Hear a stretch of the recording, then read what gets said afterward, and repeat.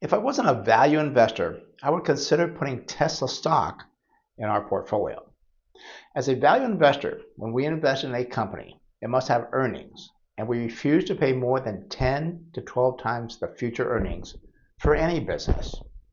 This automatically kicks on a company like Tesla because it trades for over 250 times this year's estimated earnings. I always say if you don't stick to your discipline and find an excuse to break it, well, then you really have no discipline. However, on November 6th, Tesla shareholders vote on stock bonuses for Elon Musk, which would nearly double his share in the company from 13% to 25% if he hits very high goals. The market cap of Tesla, which is currently around $1.5 trillion, would have to hit $8.5 trillion in the next 10 years, more than likely an impossibility of very high goals. I do believe Tesla could see a stock decline in the near future because of the big buying spree in September before the expiration of tax credits for electrical vehicles. I've seen predictions by experts that Tesla will see a 40% or more decline in electric vehicle sales going forward. This could cause a nice drop in the stock, giving investors a buying opportunity. The reason why I would be looking at investing in Tesla is threefold. First, Elon Musk always seems to pull a rabbit out of that hat.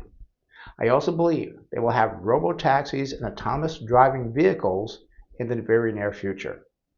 Another futuristic thing that is probably closer than we think is humanoid helpers in homes and businesses. There'll be a growing industry.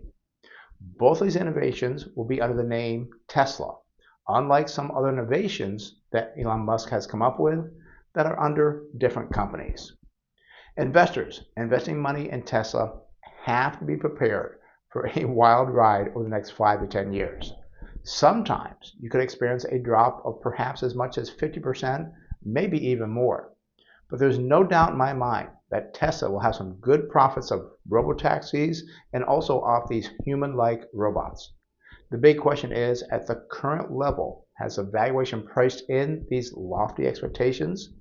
This is all dependent on Elon Musk running the company, because if he does not get voting control to do what he wants to do, well, he may no longer be running Tesla any longer.